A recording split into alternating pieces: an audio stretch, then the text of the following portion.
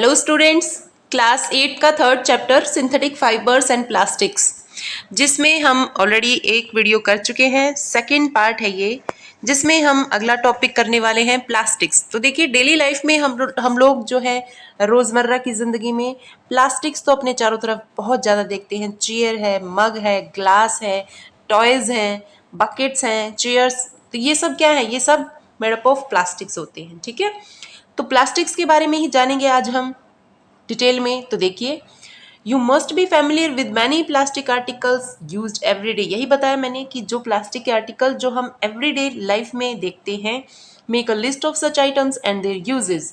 तो डेफिनेटली आप लिस्ट बना सकते हैं ना, और उनके यूज भी बता सकते हैं कि बकेट को हम कहाँ यूज करते हैं, टब को कहाँ यूज करते हैं, चेयर को कहाँ यूज करते हैं। ठीक है, सो एक यहाँ पे हम पॉलीमर के बारे में बात करेंगे। सबसे पहले आप ये देख लो कि लिंकिंग जो होती है ना, लिंकेज जो होती है वो लीनियर हो सकती है। ये देखिए, यहाँ पे देखिए, ये एक मोनोमर यूनिट है, ये एक मोनोमर यूनिट है, ये भी, और आपस में ये लिंक्ड है और इन्होंने बनाई है एक चेन। ठीक है, लेकिन यहाँ पे लिंकेज कैसी दिख रही है आपको? लीनियर, यानी बिल्कुल सीधी।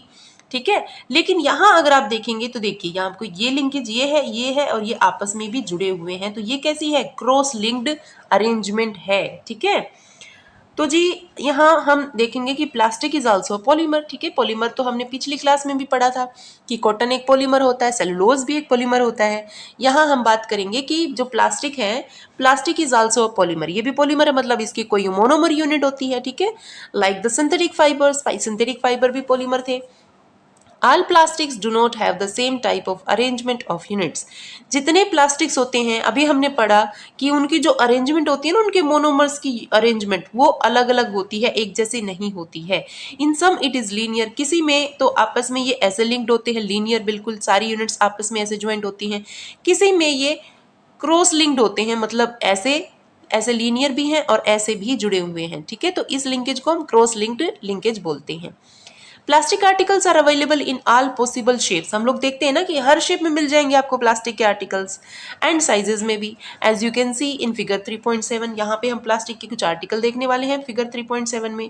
Have you ever wondered how this is possible? तो प्लास्टिक को ऐसे अलग अलग शेप्स में, अलग अलग साइजेस में मिल पाना पॉसिबल कैसे है? ठीक है, तो हैव यू एवर वंडर्ड, आपको हैरानी नहीं हुई ये जान के? The fact is that plastic is easily mouldable. यहाँ पे मोल्डिंग, मोल्डिंग क्या है? ढालना, शेप बदलना। ठीक है, मान लीजिए ये शेप है, उसको शेप को चेंज करके हम कुछ भी बना दें तो इसको हम बोलेंगे मोल्डिंग। ठीक है, तो प्लास्टिक जो है वो इजीली मोल्डेबल है, that is it can be shaped in any form. इसकी शेप को चेंज करके किसी भी फॉर्म में ढाला जा सकता है। Plastic can be recycled, very important, reused, coloured, melted, rolled into sheets और मेड इनटू वायर्स। प्लास्टिक इतना ज़्यादा यूज इसीलिए होता है क्योंकि उसको हम दोबारा से प्लास्टिक को रिसाइकल कर सकते हैं, दोबारा से। ठीक है, इससे हमने कुछ बनाया, उसको वापस से हम रिसाइकल कर सकते हैं, रीयूज कर सकते हैं, कलर कर सकते हैं, मेल्ट कर सकते हैं, रोल इनटू शीट्स, शीट्स बनाई जा सकती है इनको रोल करके। ठीक है, एंड और मेड इनटू वायर्स, और वायर्स भी बना सकते हैं। That is why it found such a variety of uses. यहाँ पे देख लीजिए आप, क्या दिख रहा है आपको? प्लास्टिक की चेयर दिख रही है, बकेट है, ठीक है, ग्लास है, और ये टॉय है। ठीक है, so various articles made of plastics. अब यहाँ पे हम लोग प्लास्टिक की एक फॉर्म यूज करते हैं। जब भी हम मार्केट में जाते हैं ना, तो हम सामान किस में लेके आते हैं? जो कि एक रॉन्ग हैबिट है, जो हमें धीरे धीरे बंद कर देनी चाहिए, वो है पॉलीथीन। पोली देखिए, पोलिएस्टर हमने पढ़ा था, पोली प्लस ईस्टर, यहाँ पे पॉलीथीन यानी कि पोली प्लस इथीन। ये क्या एग्जाम्पल है? ये प्लास्टिक का एक एग्जाम्पल है। और यहाँ ये कहाँ पे यूज होता है? It is used for making commonly used polythene bags.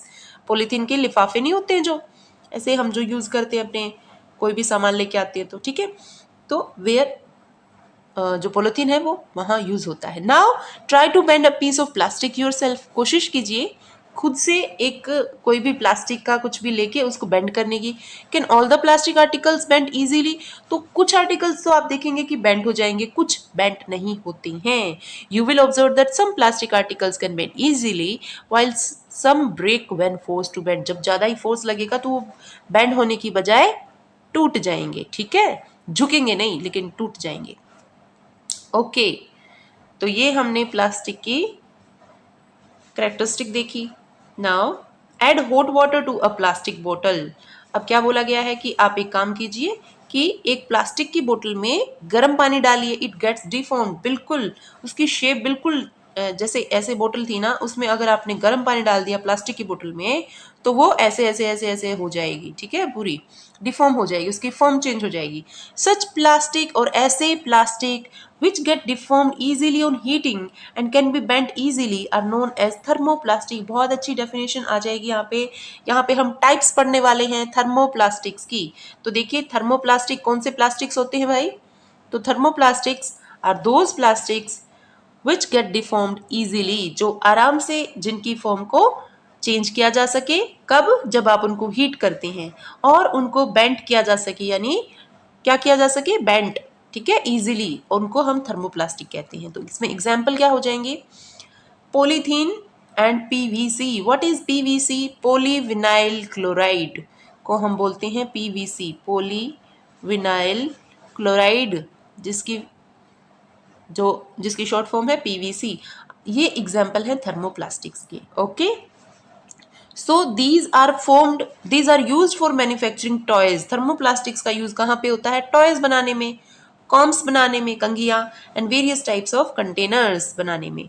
On the other hand there are, अब दूसरी टाइप आने वाली है, देर आर सम प्लास्टिक, कौन से, विच व्हेन मोल्डेड वंस, एक बार उनकी शेप आपने चेंज कर दी है, can not be softened by heating. अब आप उनको कितना हीट करो उनको आप सॉफ्ट नहीं कर सकते, मतलब वो सेट हो चुके हैं, ठीक है, अब उनकी सेटिंग, उनकी अरेंजमेंट खराब नहीं होगी। These are called thermosetting plastics, ठीक है। तो दोनों में डिफरेंस आपको पता लग गया, thermoplastic and thermosetting, already set हो चुके हैं, अब उनकी सेटिंग खराब नहीं होगी गर्म करने से भी। Two examples are Bakelite. कहाँ पे यूज होता है बेकेलाइट, तो बेकेलाइट यूज होता है जो वेसल्स होते हैं ना, जो हम किचन में यूज करते हैं, उनके जो ये हैंडल्स होते हैं उस पे ब्लैक कलर का आप देखते हैं, दैट इज बेकेलाइट, ठीक है। And melamine, okay, so these are thermosetting plastic. तो थर्मोप्लास्टिक्स के आपसे एग्जांपल पूछ सकते हैं, पॉलिथीन, पीवीसी। थर्मोसेटिंग प्लास्टिक के एग्जांपल पूछे जा सकते हैं बेकेलाइट एंड मेलेमाइन, ठीक है। बेकेलाइट, ये देखिए, bakelite is a poor conductor of heat and electricity. अभी बताया ना मैंने, कोई भी पतीला आप अपनी रसोई में जाके आप देख सकते हैं कि उसके ऊपर ना, ये जो मेटल है, मेटल के ऊपर ब्लैक कलर का कवरिंग आपको दिखेगा हैंडल में ना, जिससे हम पकड़ते हैं ताकि हमें गर्म ना लगे, क्योंकि metals are good conductor of heat and electricity. तो ये जो है ये पूरा गर्म हो जाएगा इधर से, लेकिन और आपके हाथ को जला सकता है, तो ऊपर से कवरिंग होती है बेकेलाइट मटेरियल की, ठीक है। ऐसे ही जो स्विच बोर्ड्स आप देखते हैं ना, कहाँ पे, अपने घरों में स्विच होते हैं ना, जहाँ पे ये ऐसे बोर्ड्स आपको दिखेगा, ऐसे स्विच लगे हुए हैं, ठीक है, ऐसे स्विच है और ये, ठीक है, सॉकेट दे रखी है। तो ये जो मटेरियल होता है ये भी होता है क्या, बेकेलाइट। क्यों, because it is bad conductor, या यूं कहें कि bakelite is a poor conductor of heat और इलेक्ट्रिसिटी दोनों का। It is use for making electrical switches, अभी बताया मैंने, इलेक्ट्रिकल स्विचेस बनाने में, हैंडल्स ऑफ वेरियस यूटेंसिल्स, बर्तनों के हैंडल्स बनाने में, ठीक है, एटसेट्रा में यूज होता है। बेकेलाइट का यूज पढ़ लिया। मेलेमाइन देख लेते हैं।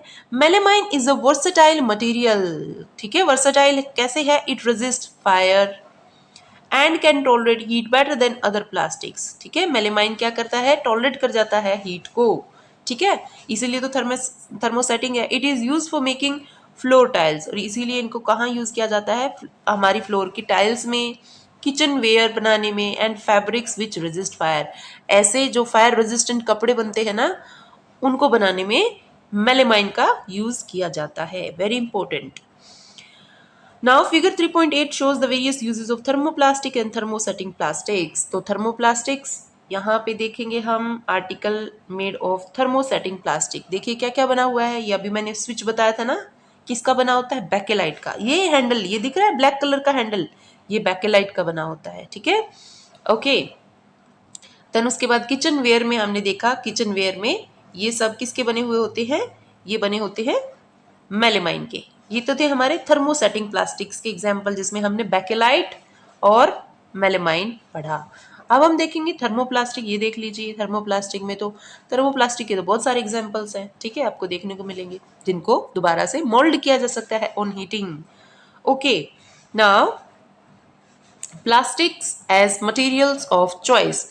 मतलब क्या है कि today if we think of storing a food item, आज की डेट में अगर हम कोई भी फूड मटेरियल को स्टोर करने की सोचते हैं, कोई भी फूड मटेरियल को, या वाटर को, या मिल्क को, या अचार को, या ड्राई फूड जो होता है उसको, प्लास्टिक कंटेनर सीम मोस्ट कन्वीनियंट, सबसे कन्वीनियंट हमको प्लास्टिक कंटेनर लगते हैं। ऐसा क्यों है? क्योंकि प्लास्टिक कंटेनर एक तो लाइट वेट होते हैं, ठीक है।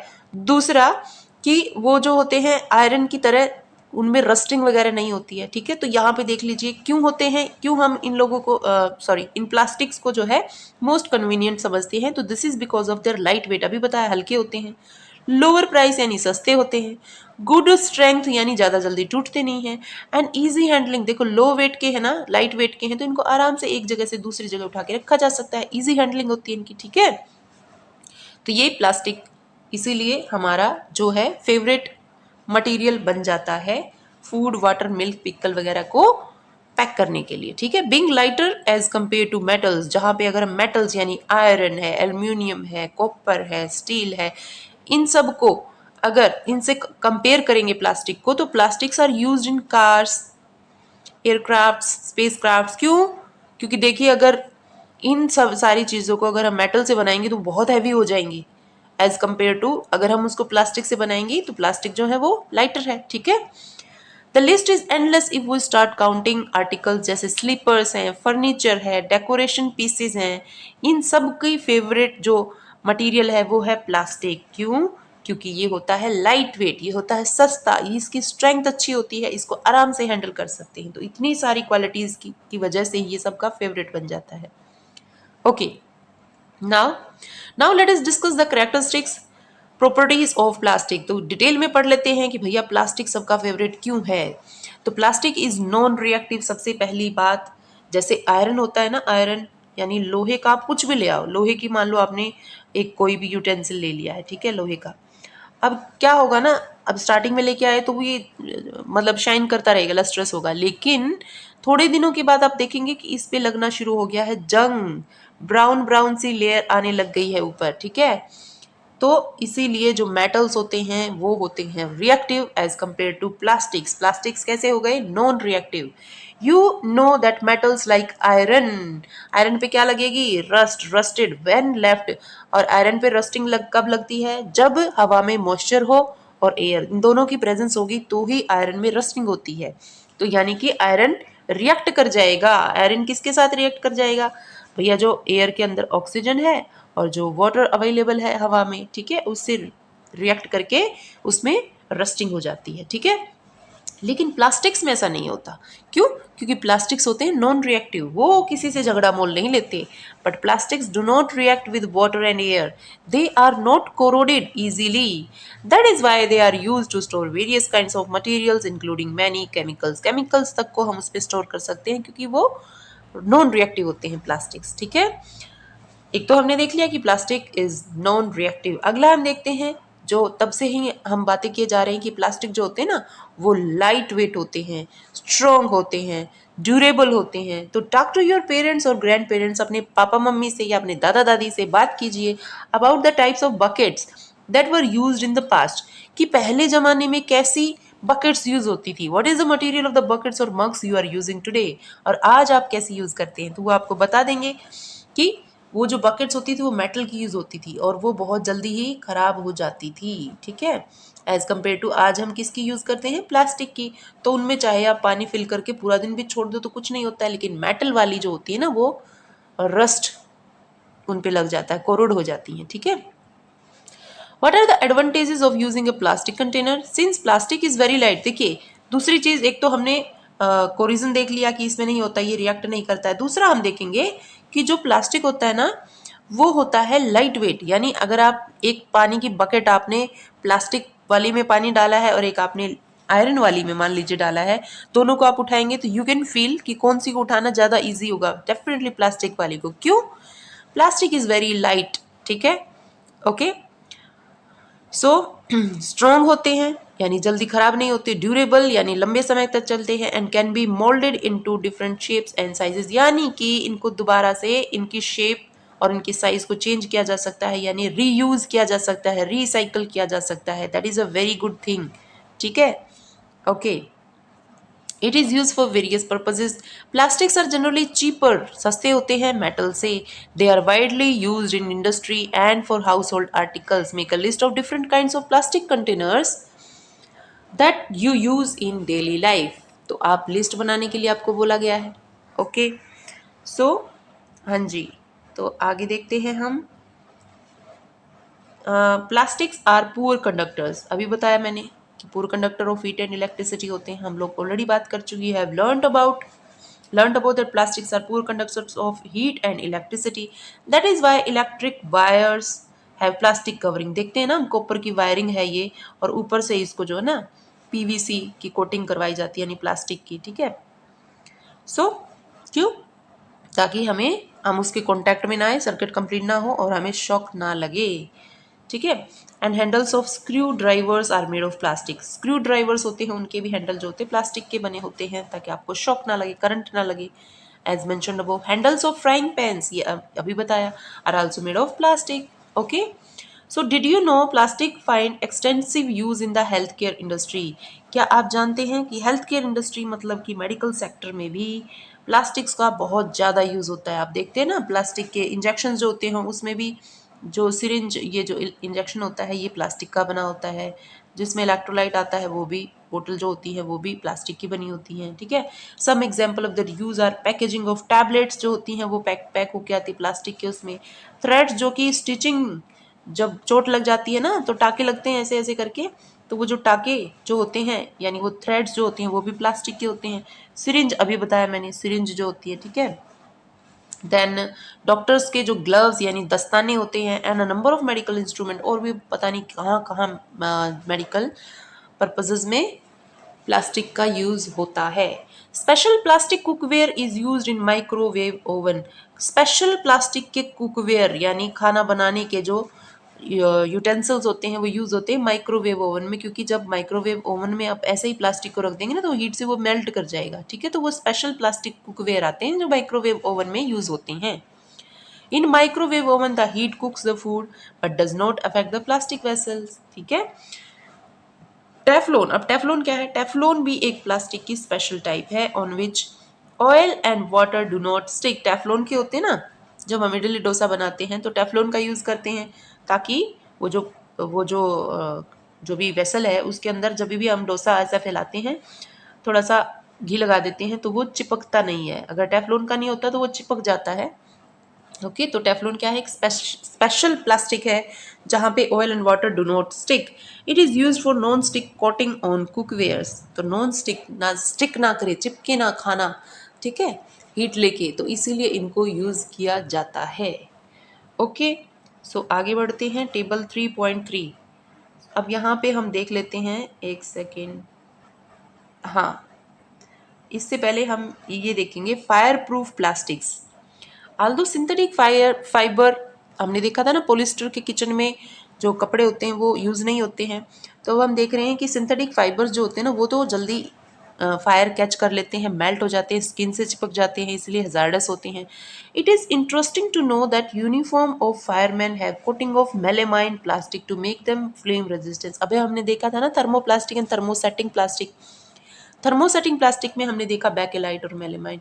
मेलेमाइन का हमने यूज़ देखा कि ये फायर रेजिस्टेंट होता है, इसलिए जो फायरमैन होते हैं जो आग बुझाने का काम करते हैं उन लोगों की जो यूनिफॉर्म होती है उस पर कोटिंग होती है मेलेमाइन की, कि गलती से कहीं आग में इनको जाना पड़ जाए तो ये जो है प्रोटेक्टेड रहें, ठीक है। Okay, so now plastic and the environment. अब सारी चीज़ें इतनी पॉजिटिव प्लास्टिक के बारे में, अब नेगेटिव तो डेफिनेटली कुछ होनी है।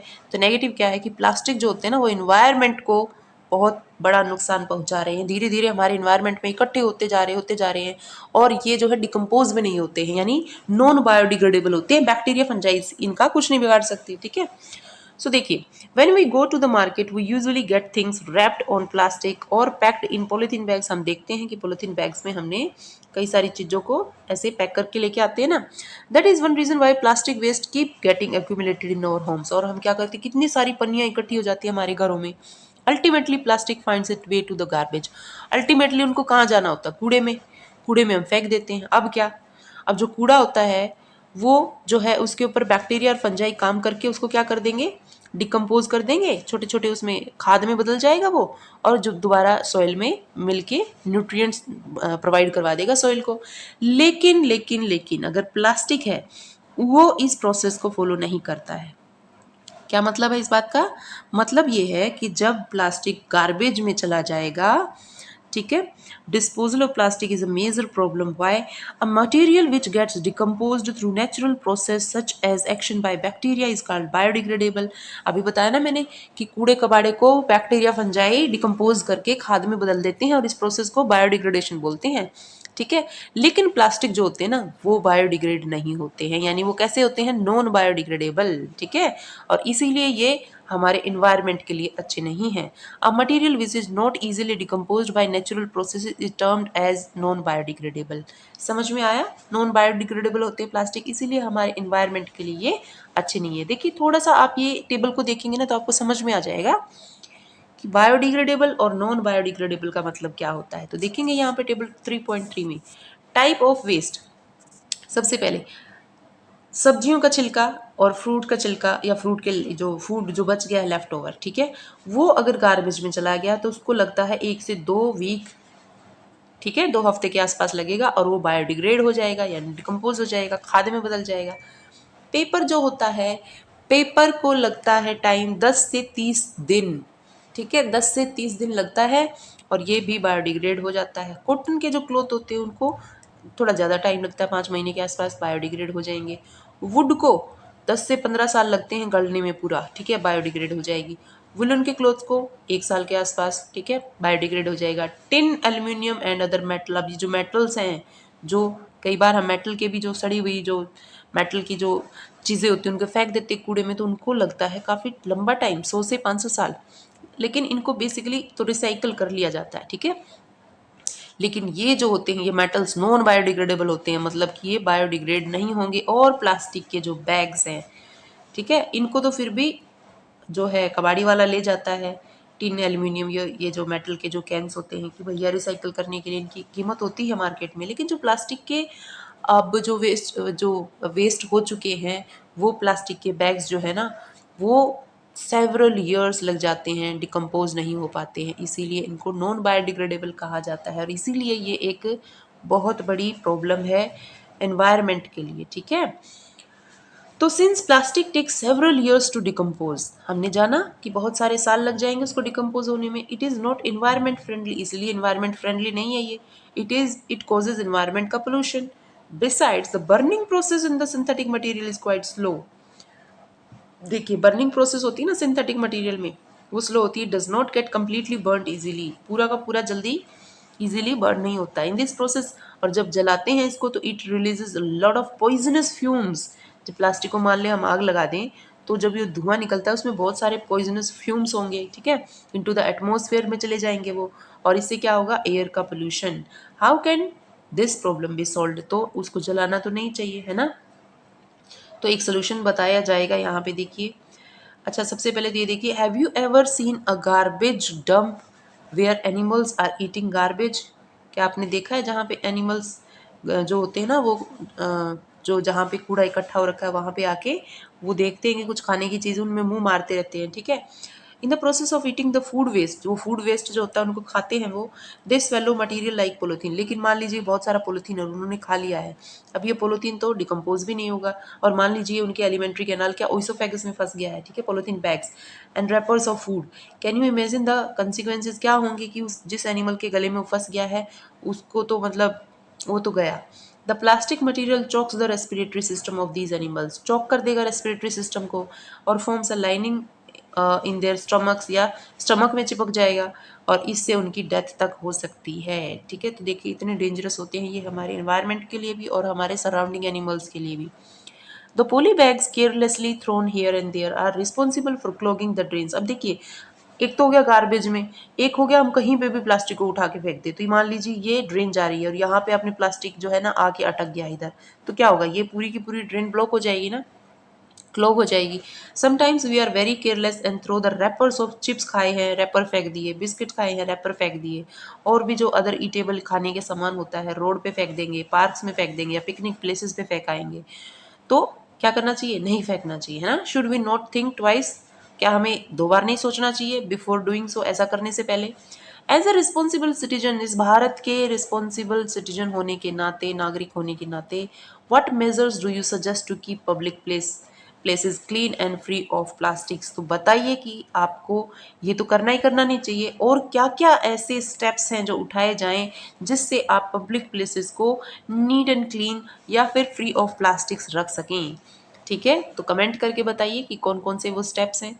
Okay, now avoid the use of plastics as far as possible. क्या कीजिए भैया, प्लास्टिक का जितना हो सके उतना इस्तेमाल कम कीजिए। ठीक है, अवॉइड कीजिए। अपने जूट के बैग ले जाइए, मार्केट में कुछ सामान लेने जा रहे हैं तो ठीक है, दुकानदार को बोलिए भैया हमको प्लास्टिक नहीं चाहिए, पॉलिथीन नहीं चाहिए। ठीक है, now make use of bags made of cotton या jute when you go for shopping. The biodegradable and non biodegradable waste should be collected. Collect करके उसको सेपरेट करना चाहिए एंड डिस्पोज्ड ऑफ सेपरेटली, अलग अलग कर दें। Practice this in your homes, अपने घर से ही प्रैक्टिस शुरू कर दें कि जो आपको लग रहा है ना बायोडिग्रेडेबल है उसको अलग से कलेक्ट करें और जो नॉन बायोडिग्रेडेबल है उसको अलग से। ठीक है, can you suggest some other ways in which you can contribute towards reducing the use of plastic material. और भी बहुत सारे रास्ते हैं। ठीक है, तो वो भी हम सजेस्ट कर सकते हैं। It is better to recycle plastic waste. तो सबसे अच्छा तरीका तो क्या है कि भैया जो भी प्लास्टिक होता है ना उसको आप जो है ना रिसाइकल कर लीजिए। ठीक है, मतलब जो यूज़ हो चुका है उसको दोबारा से यूज़ किया जाए। Most of the thermoplastics can be recycle. अब हमने देखा थर्मोप्लास्टिक को तो हम गर्म करके मोल्ड करके उसको रीयूज़ कर सकते हैं। ठीक है, make a list of items that can be recycled. List बना सकते हैं। However during recycling certain colouring agents are agent. जब रिसाइकिल करते हैं ना तो उसमें कलरिंग एजेंट मिलाया जाता है। This limits it's uses specially for storage of food.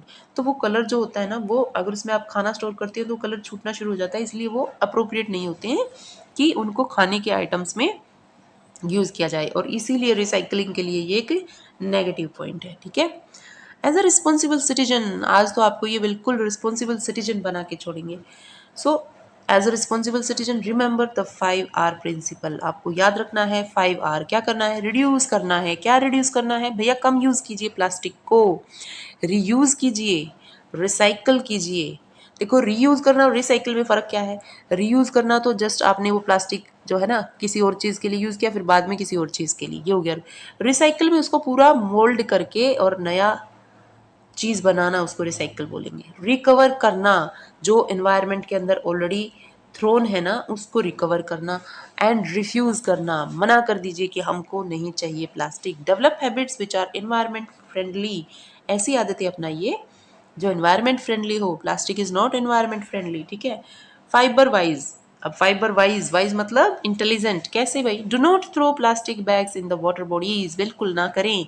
Water bodies में पानी, जहाँ पे पानी की जो संसाधन है वहाँ पे प्लास्टिक बैग ना फेंकें या रोड पे ना फेंकें। Take a cotton carry bag. बिल्कुल कॉटन का या जूट का कैरी बैग लेके जाएं जब भी आपको शॉपिंग करने जाना है। Try to minimise the use of plastic materials. For example use a steel lunch. ठीक है, आप लेके जाते हैं प्लास्टिक का लंच, लेके लंच बॉक्स लेके जाते हैं, फिर वो ख़राब हो जाता है, मम्मी उसको फेंक देगी डस्टबिन में। तो क्या कीजिए, एक तो प्लास्टिक वैसे भी खाना रखने के लिए, अभी मैंने बताया था ना कि अगर कलरिंग एजेंट मिला हो उसमें तो अच्छा नहीं होता, सूटेबल नहीं होता। तो आप क्या करें कि उसकी जगह स्टील का लंच बॉक्स है वो लेके जाएं इंस्टेड ऑफ प्लास्टिक वाले के। ठीक है, तो ये इस तरीके से हम फाइबर वाइज बन सकती हैं। ओके, तो यहाँ पे ये चैप्टर हमारा फिनिश होता है। अगले वीडियो में हम करेंगे इस चैप्टर की एक्सरसाइज। तब तक के लिए पढ़ते रहिए, खुश रहिए। Thank you.